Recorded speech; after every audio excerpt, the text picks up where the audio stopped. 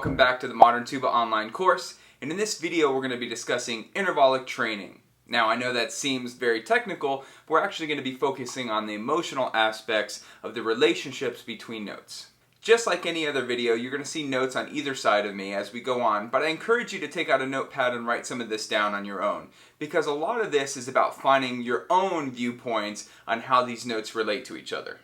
So what we're going to do is break down one octave range and kind of discuss all the different relationships between the notes. First things first, we're going to be starting in B flat, because a lot of you may be playing on B flat instruments. If you're starting on C, that's great, or if you're starting on an F horn, that's great too, but we're going to be in B flat. And this information transfers to any keyed instrument that you're playing. So the first thing we're going to check out is just one note, B flat, alright? If we have one note played throughout the entire ensemble, it would just be referred to as a unison pitch. So we're going to be starting there on B flat.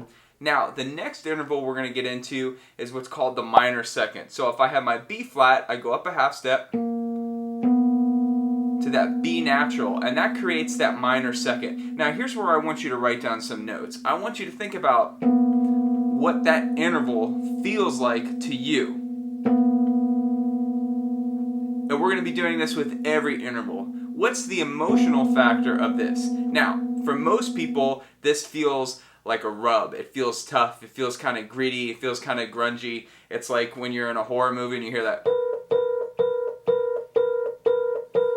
someone coming after you with a knife or something, right? This is usually not a pretty interval, and it has a little bit of rub. But the interesting thing about this minor second, if you were to put this in a different context, this is also one of the prettiest intervals that's out there, and we'll talk about in a second, but I'm going to demonstrate for you. So if I have just this minor second, but if I put it in context with a few other notes, now it's a major seventh, and it sounds very beautiful.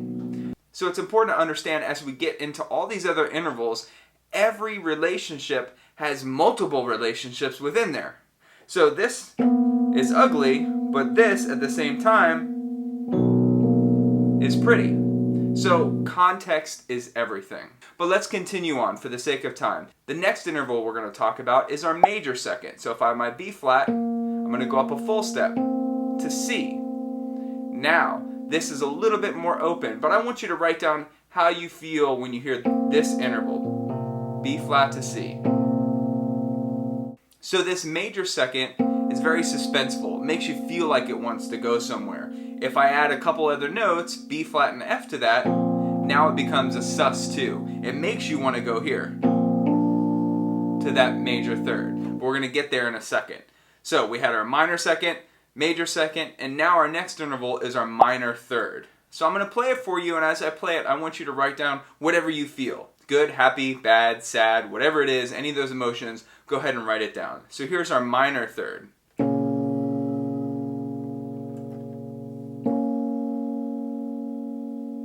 Now, minor chords are synonymous with sad feelings, sad emotions. And if we put this in context with a couple other notes, like our B flat and F we did earlier, now we have a B flat minor chord. Now, right next to the minor, if we go up a half step, we're in major now.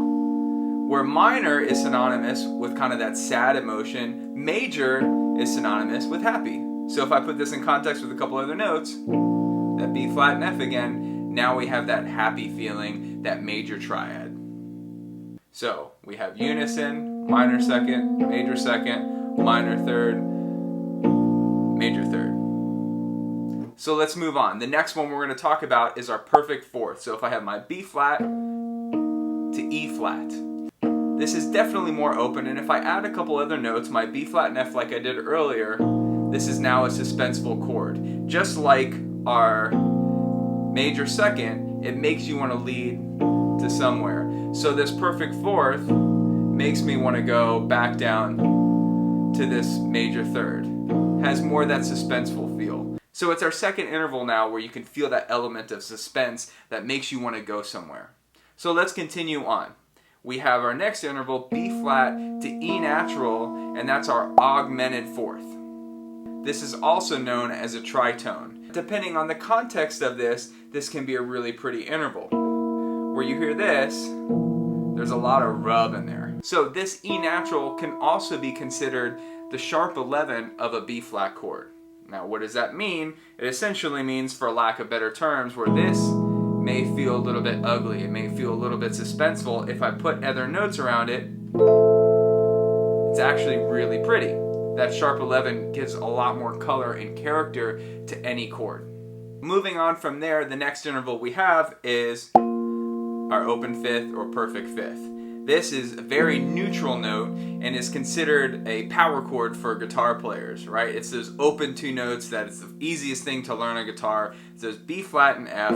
That's a power chord. Now, a lot of times in music, this is to signify strength and power. You hear a lot of John Williams compositions use that perfect fifth because it signifies strength, it signifies power. And then you could add notes, any notes in that, and create any emotion, but there's typically not a huge emotional factor to that outside of having that strength. Now, the next interval we're going to explore is the minor sixth. This is the B flat to G flat. Now, again, depending on how you look at it, this minor sixth can also be a major third if I flip the inversion and take this G flat down the octave. Now I have the G flat against the B flat, and I have a G flat chord. Here, it still has a similar feeling. It still has some of that major feeling again. So, that's our minor sixth. Now, just like any of the other intervals, the relationship between these two notes can feel different depending on the notes that I put between it. The next interval we're going to look at is the major sixth. So I have B flat to G. Okay? Now, just like the other one, if I flipped it, brought that G down the octave against the B flat, now I have that minor triad. Alright? So as you can see, there's a lot of relationships between these notes. But again, write down how you feel. It's not necessarily how I feel these relationships feel like, whether it's happy or sad or longing or suspenseful or any of those things. It's how you perceive it.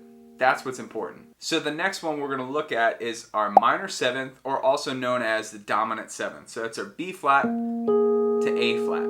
This is another one that is a strong leading tone, and it's also used in blues a lot. So if I'm playing just a B flat 7 chord, right, it kind of gives that bluesy feel, versus without that, you just have a major triad. But if you add that A flat in there, right, it gives that little bluesy feel, but it also makes you want to go to a different place. So just by hearing that, it wants to resolve to that G. So if I have a B flat 7 chord, it wants to resolve to here. So you see how that works? B flat wants to resolve to E flat. So every note, every interval has a form and a function. Let's look at two more before we finish here. We're going to check out B flat to A natural. That is our major seventh. Now, this is an odd interval, and it's very similar to what we started. If I drop that A down the octave, now I have a minor second in the opposite direction, descending minor second, which, as we discussed earlier, that's kind of that rough feeling interval. But major 7 is the note that makes any major chord sound really pretty. So if I were to take that same interval and add a few notes around it, now I have a beautiful major 7 chord. But if you're just focusing on those two intervals,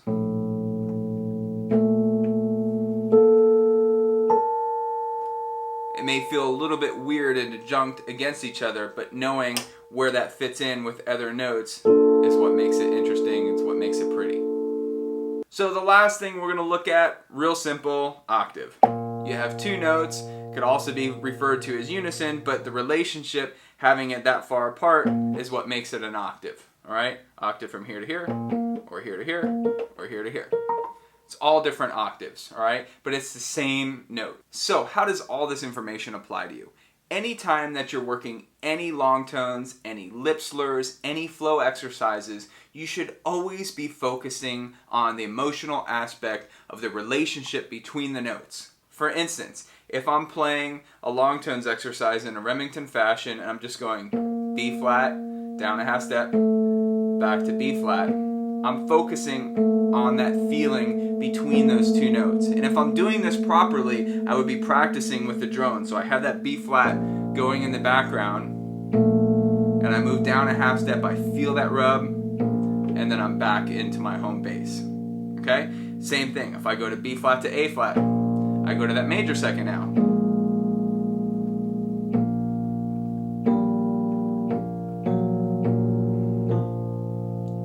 Each one of those intervals has a different emotion. Now, if you can memorize what those emotional factors are, that's going to improve your playing, and most importantly, it's going to improve your ear training. Oftentimes, as we're working on lip slurs or long tones, it can easily get boring, and it's usually because you're only focusing on one aspect, and that's your playing. But we always have to focus on the ear. If you make the ear the priority, the playing works itself out. So again, I encourage you to take this list that I created and write it down, and write down all the different emotions that you feel as you go through those different notes. It's a relationship. All the notes relate to each other in some way, shape, or form. And the more confident you get with that relationship, the more agile you'll be able to be on your instrument.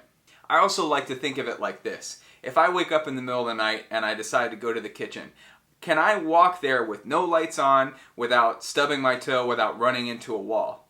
I probably can, because I'm familiar with my house. When you get familiar with the intervals on your instrument, that helps you to understand where everything lies out, where everything exists. And the emotional factor helps bring it all back together. So, as always, if you guys have any questions, shoot me an email at themoderntuba@tubavisionary.com. I hope this information is helpful for you all, and best of luck.